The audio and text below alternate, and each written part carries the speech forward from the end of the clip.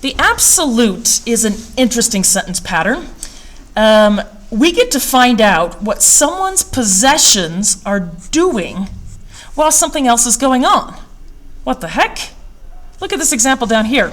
You have a complete sentence that says the boy watched. Then we have a comma. And then we get to find out what something he owns, something he has. In this case, it's a body part. He has eyes. And what are those eyes doing?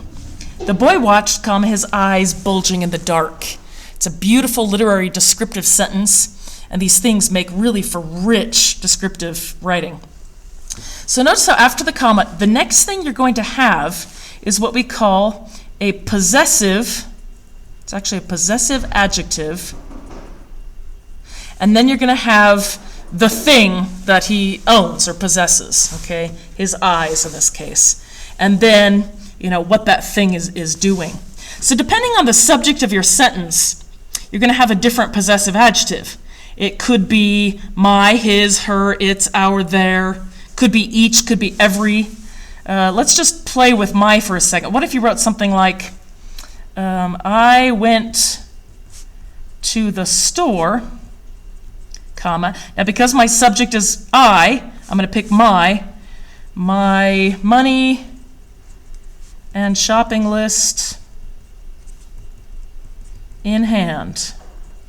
Okay, there's our nice absolute phrase showing what my possessions are doing while I did that. It's kind of fun. Look at this one. I love this one because it's 3 in a row. 6 boys came over the hill half an hour early that afternoon. Their heads down. There's our possessive. That's what they own. But then look at this nice phrase. We have some nice anaphora here. Repetition of similar grammatical structure. Their forearms working, their breath whistling. Their heads down, their forearms working, their breath whistling. Makes a really, really nice literary and nice sound quality to that sentence. What about starting with one of them? Here's our noun. And what is one thing the climber owns? He owns some hands. His hands raw. The climber reached a flat place at the top. Kind of fun. Underline the absolute in the following sentences. Sure. Outside, he stood for a time in the barnyard. His carpet bag in his hand. Okay, there's the subject of our sentence. There's the possessive adjective. There's what he owns, and here's what it's doing. Outside, his carpet bag in his hand. Nice, huh? Oh, here's a nice example of a case where you could use each. The subject of our sentence is going to be we, but we're going to talk about each individual here. Each child carrying a little bag of candy. We trot along the long road home in the cold winter afternoon. Buck struggled against the rope in fury, his great chest panting, his tongue lolling out of his mouth. I wonder if that is a horse. But it's nice, huh?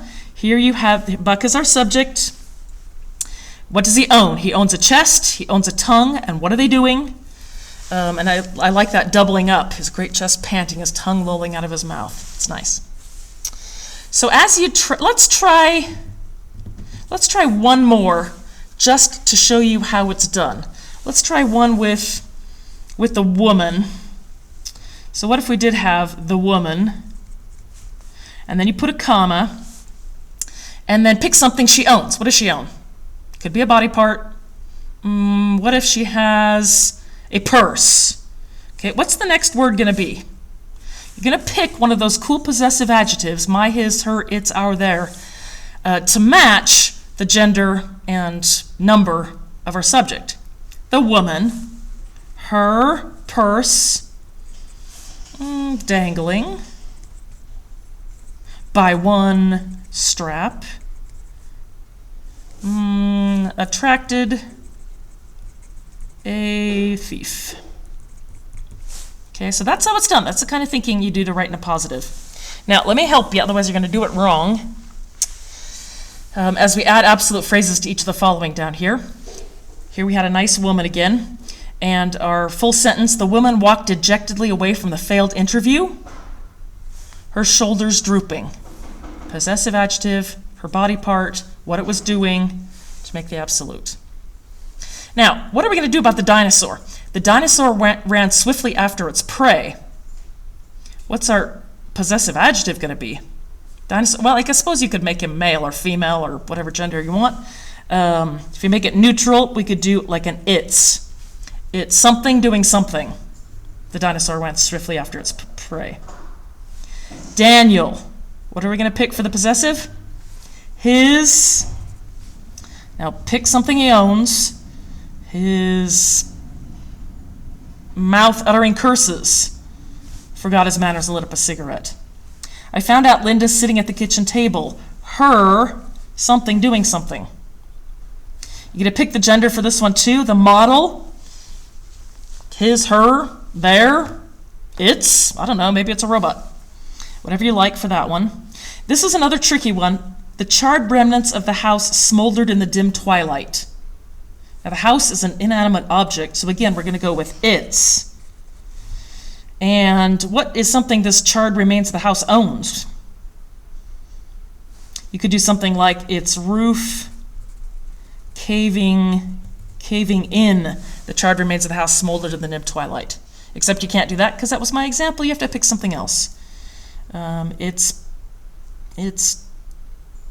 doorways smoking. It's chimney crumbling.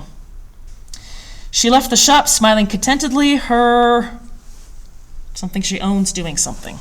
Okay, give it your best shot, and that'll be awesome. Thanks.